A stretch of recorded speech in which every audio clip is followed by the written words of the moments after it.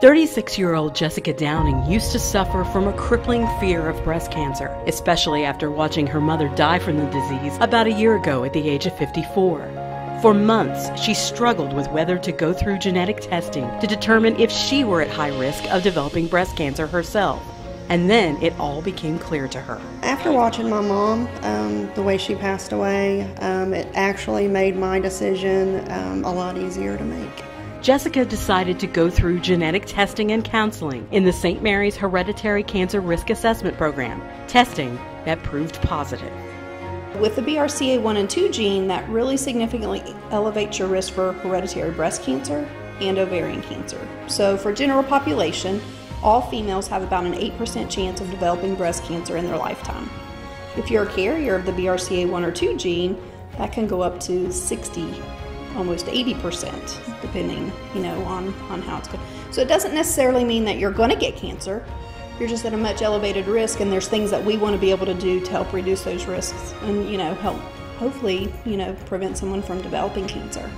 When we talk about hereditary familial breast cancer, we're talking about their genes. We're talking about their family and the genes that come along with being a part of your family.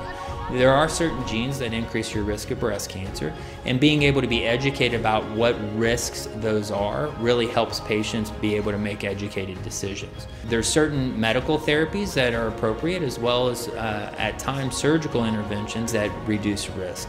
And so NISA really helps organize that clinic, helps communicate with patients. After being educated about her risks and options, Jessica chose to have a prophylactic hidden scar nipple-sparing mastectomy at St. Mary's Breast Center. The fear's gone. Like, my chances of getting cancer now, I've went from like sky high to I think like 11% now. Jessica also chose to have hidden scar breast reconstruction by Dr. Ben Musavi at the same time as her mastectomy. Both procedures were performed through inconspicuous incisions in the natural creases under her breasts, leaving her with virtually no visual reminders of having a double mastectomy.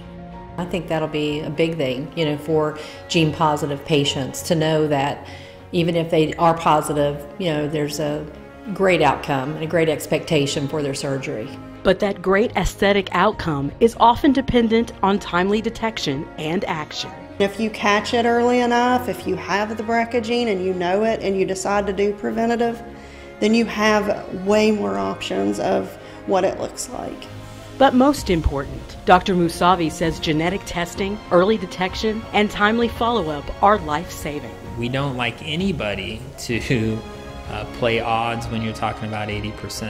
And in that, though, is the personal part of it, which means the timing is up to you, and the stage in your life is up to you, as long as you understand those percentages. And, we at least need to be screening again so that we can detect these things when they're as small as possible, if that's the case.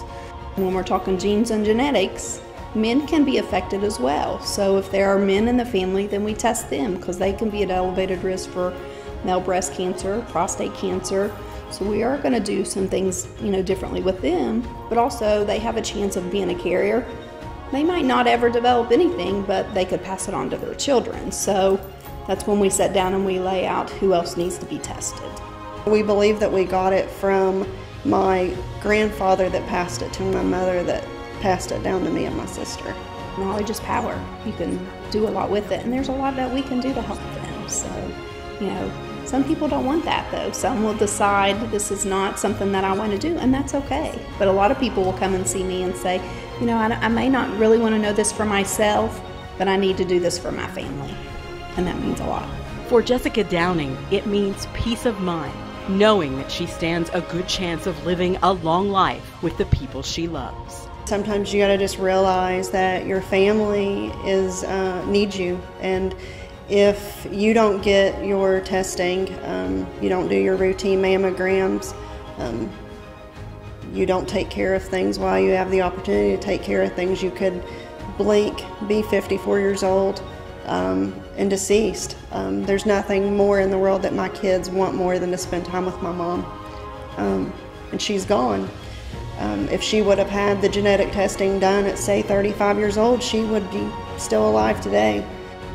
I started my process less than 6 months ago, and I'm done.